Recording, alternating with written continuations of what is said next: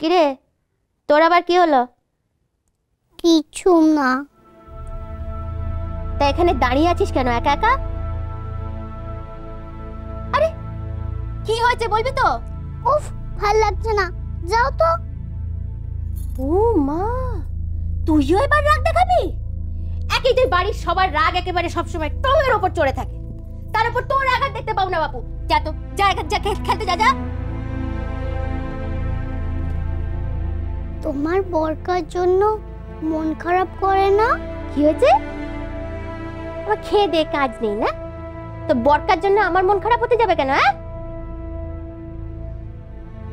ও তাই বুঝি তুই এখানে একা একা দাঁড়িয়ে আছিস, বরকার জন্য মন খারাপ করছিস? যত সব, একটা বিচ্ছিরি লোক, তার জন্য আবার মন খারাপ।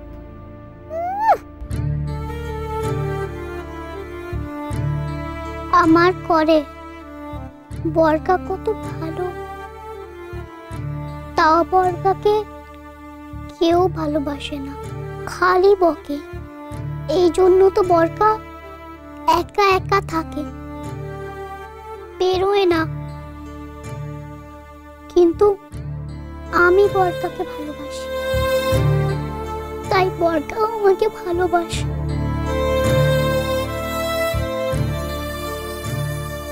তাই শোন, তুই বরকার ঘরে যাস না। আমি ঠিক বুঝেছি, ওই জন্য তো তোমাকে মাঝে মাঝে খুঁজে পাওয়া যায় না। দাঁড়া দাঁড়া, আমি এক্ষুনি ছোট বৌদিকে বলছি, দাঁড়া, এক্ষুনি বলছি।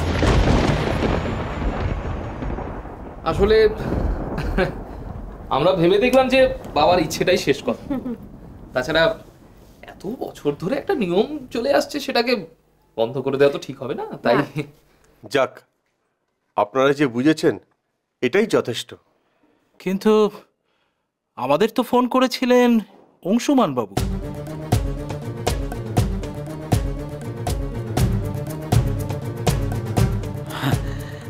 আমরাই তো বলেছিলাম।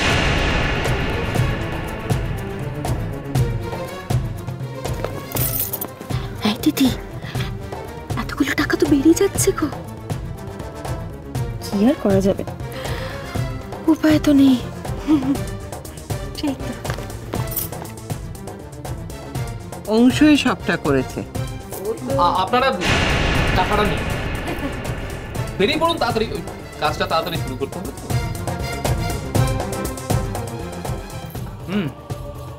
আচ্ছা, সমরেন্দ্র বাবুর সঙ্গে কি একটু দেখা করতে হবে? তা কি করে সম্ভব বলুন, বাবা তো খুবই অসুস্থ। হ্যাঁ অসুস্থ, অসুস্থ, হ্যাঁ ভীষণ অসুস্থ। এত অসুস্থ যে উনি তো কথাই বলতে পারছেন না, তাকাতেও পারছেন না। তাই বলছিলাম যদি মানে শুধু শুধু ওনাকে। না না, তবে থাক। অংশ, ওনাদের টাকাটা দিয়ে দে।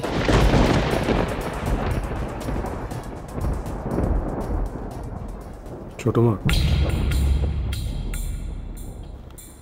তুমি টাকাটা দাও।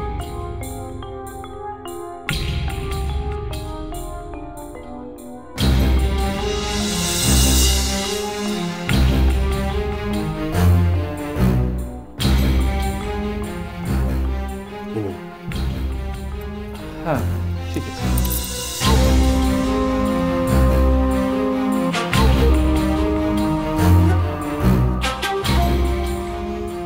আচ্ছা, একটা কথা বলছিলাম, সমরেন্দ্রবাবু তো আগে নিজে দাঁড়িয়ে থেকে ব্যাপারটা করতেন, তো এবারে কি আপনাদের তরফ থেকে কেউ থাকবেন? দেখে নিচ্ছি আমি। আচ্ছা ঠিক আছে, তাহলে আজকে আমরা উঠি। নমস্কার। নমস্কার নমস্কার নমস্কার।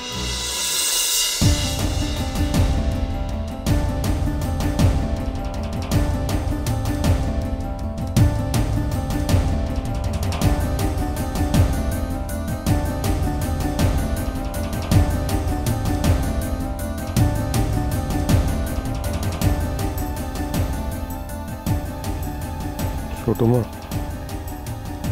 তুমি খারাপ ভেবো না।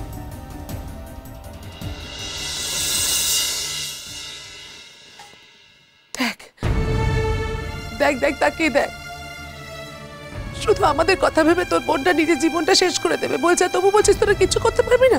হ্যাঁ, তোদের লজ্জা করে না? দাঁড়া দাঁড়া দাঁড়া, এখন মাথা গরম করো না। হ্যাঁ, আমি আর মাথা ঠান্ডা রাখতে পারছি না, বিশ্বাস করো আমি আর পাচ্ছি না। মেয়েটা আমার মরতে বসেছে, আর এই সময় এরা যত বড় বড় কথা বলছে, অসহ্য লাগছে।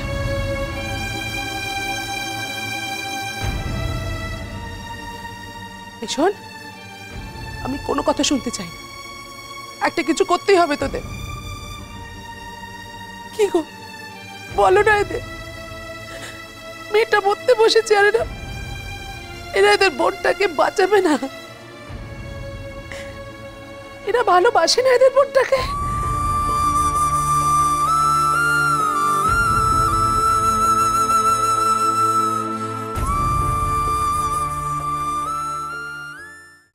না না মেজদা, তুমি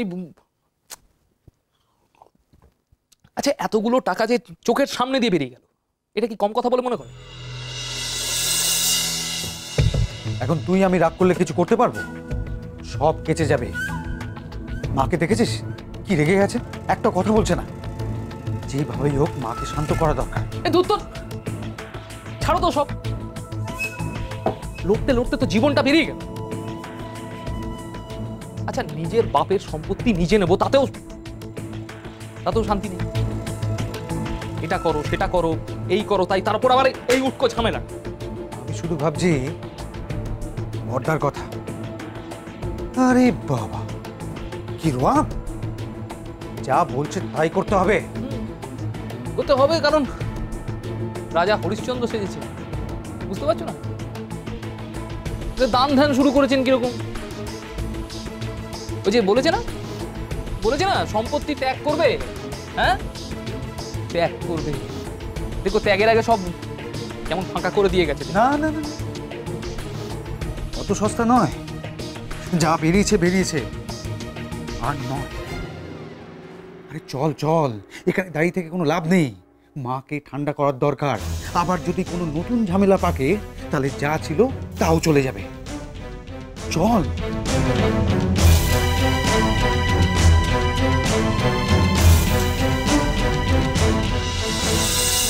কাঁদবি না, একদম কাঁদবি না তুই। তোর মা বাপ এখনো বেঁচে আছে, বুঝলি, এখনো বেঁচে আছে, একদম কাঁদবি না। এটা শোনো, তোমার ছেলেদের পরিষ্কার করে বলে দাও, আমার কথা শুনে দায় এড়াতে সেখান থেকে ছেলে খুঁজে নিয়ে যেন না আসে। সে ছেলে গরিব হোক, খেতে না পাক, কোনো আপত্তি নেই, কিন্তু আমার এই মেয়েটাকে সে যেন একটু ভালোবাসে,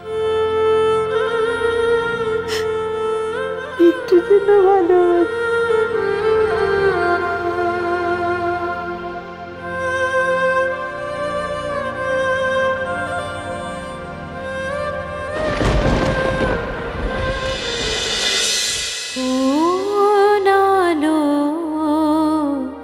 লাগলো চোখ